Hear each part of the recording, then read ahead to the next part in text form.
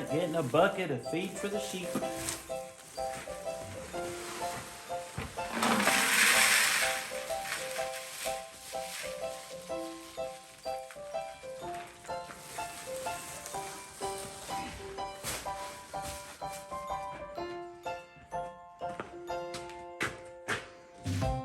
Of all the dumb things, I left my pocket knife at the house. But I am a veterinarian, so I always have some scalpel blades laying around.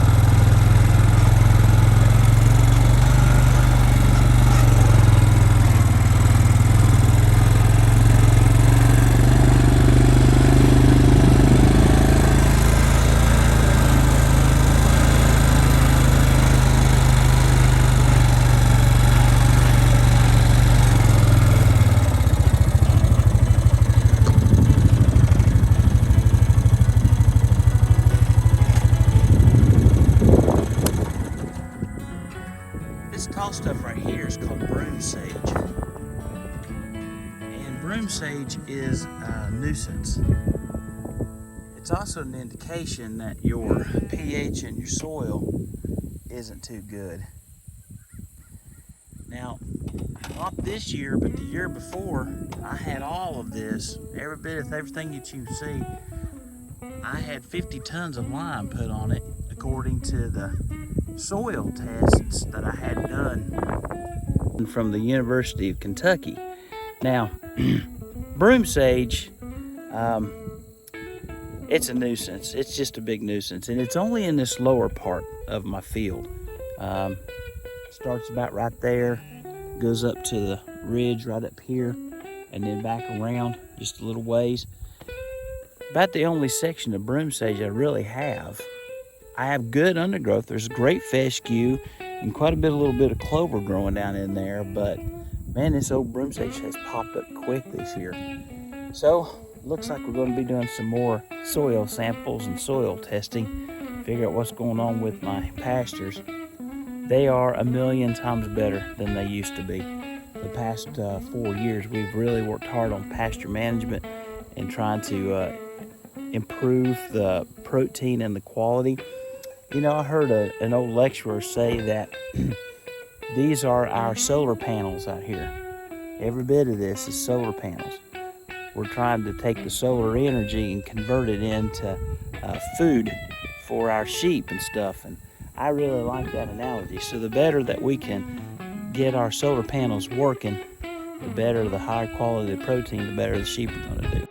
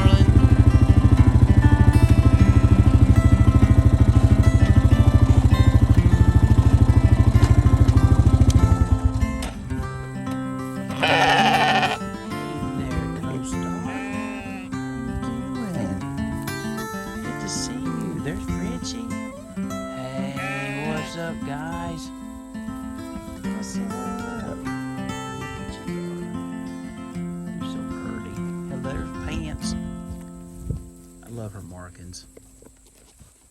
Oakley, fish. That spotted one right there is fish. That's French braid there next to her. Right over there is Ray-Ban.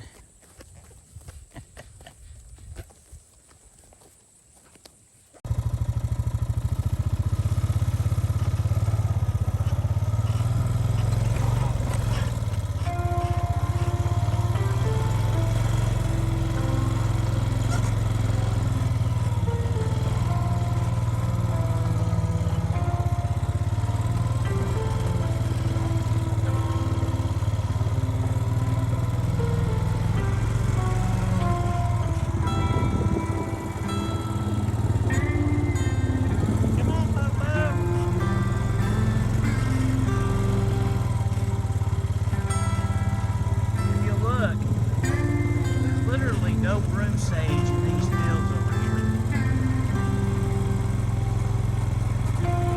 We're going to get it up for winter forage.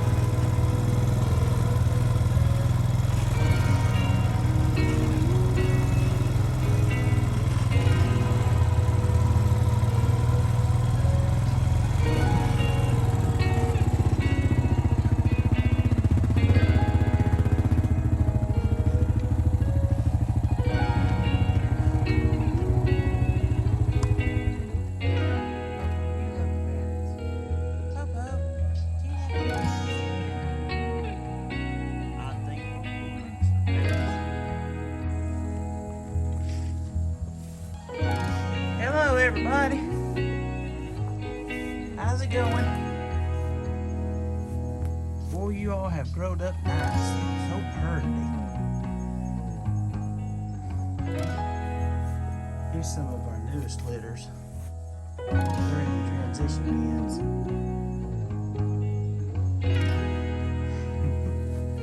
You all looking for some pellets?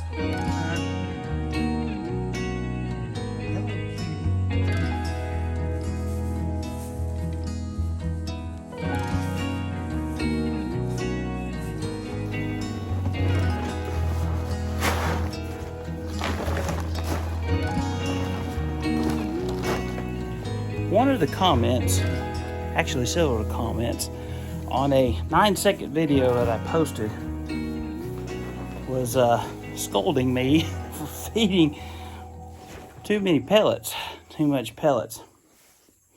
And truthfully, I don't know how you could take a 9-second video and make any kind of determination on what somebody's doing or what somebody's not doing. I think some people get too much of themselves. But besides all of that, I've done a lot of research over the past years, and I'm talking years, and about feeding rabbits. And pellets are regionally blended and made nutritionally sound for rabbits. It's what it's made for. And the notion that you can feed too many rabbits or too many pellets in a farm setting is a little ridiculous in some ways, simply because if it's the only thing they're getting, the only thing that they're eating, well, now of course, that's not a healthy, balanced diet for rabbits. But there is, I don't know how to say it other than this. I mean, there's not any way that you could really feed too many pellets to a rabbit. It's made for rabbits, and they do very well on it. Our rabbits have done great on pellets. But just to kind of give you an idea of what we do, okay, we use Berkman's pellets, okay? Now, these Berkman pellets, pelleted feed, they're 17% protein. I do think a 19% protein is a little bit better, but I'll get into that in just a second, okay? But it's made by Berkman's, okay? And this is their label off of it. It's public knowledge. You can go in there and look at it. But I'm going to stand back here now and kind of show you the free feeding system that we got. This is a tube, and it got a pie pan down here at the bottom, and I fill it all the way up with pellets. Hi, guys.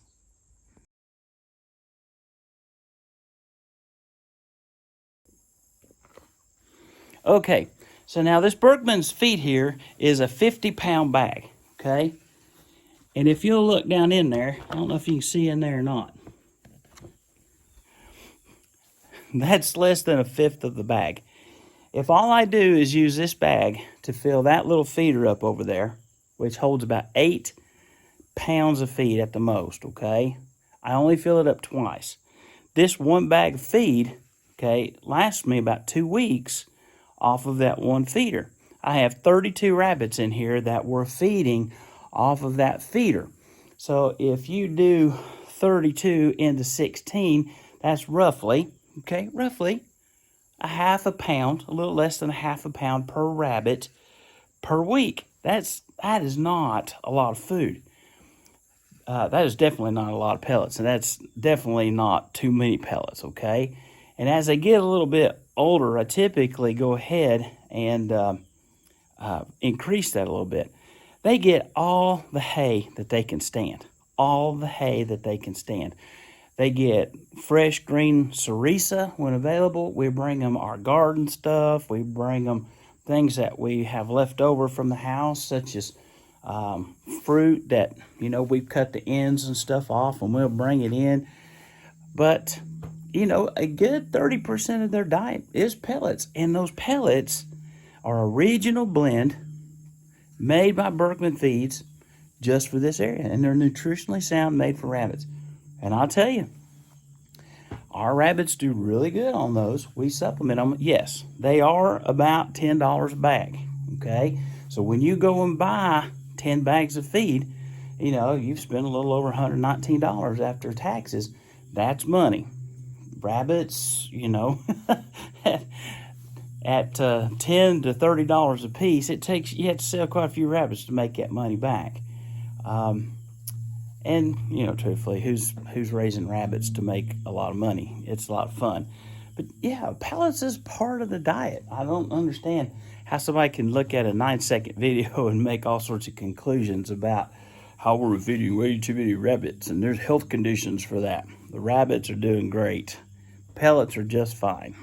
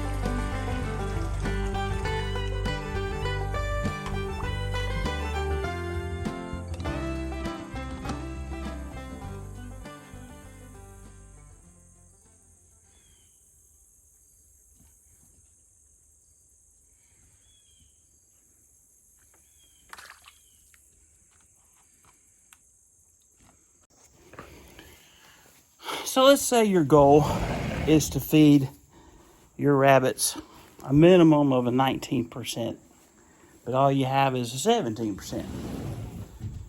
Well, there's a couple of things that you can do. You can remix and reblend, which is probably a really good idea, depending on, your facility. However, rabbits are hind gut fermenters, which means, okay, I almost fell again.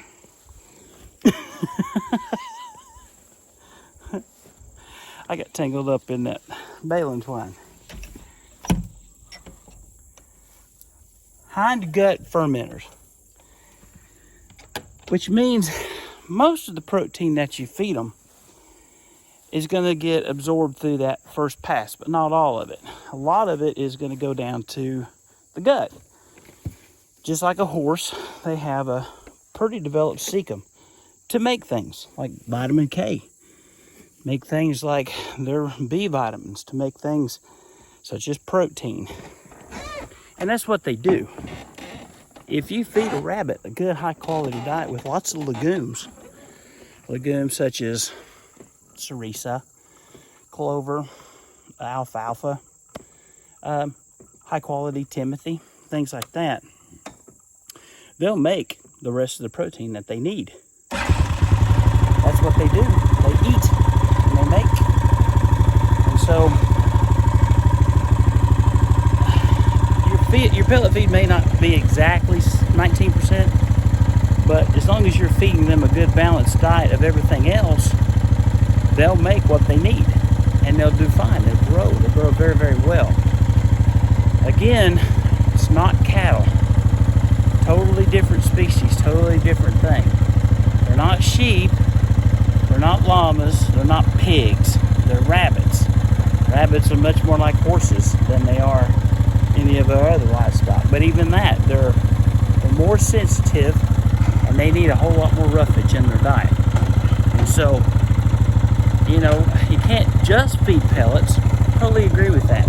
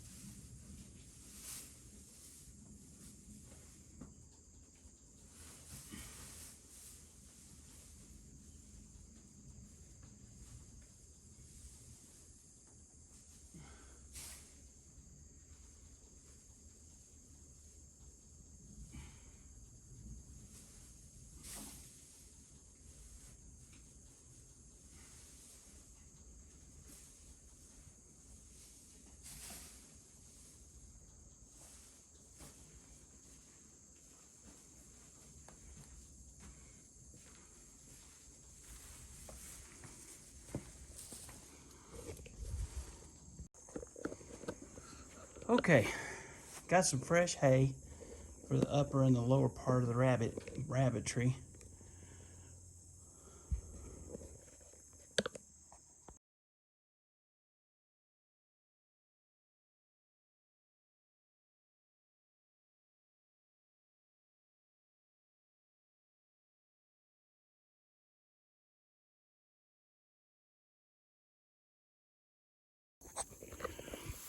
One thing I like to do is I always like to set my hay up off the ground. I like to put it up on pallets, skids, whichever one you want to call them.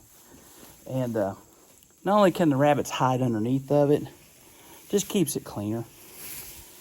And I never leave any of the strings on the hay. And yes, I forgot my pocket knife today. I have no idea how I forget my pocket knife. I'm a country boy. I even got on an airplane, almost got arrested for having a pocket knife. Los Angeles, California. Anyway, I lost my pocket knife that day. So I guess I'm gonna mow for a little while. Then I'm gonna go back to the office and do a C-section on the dog.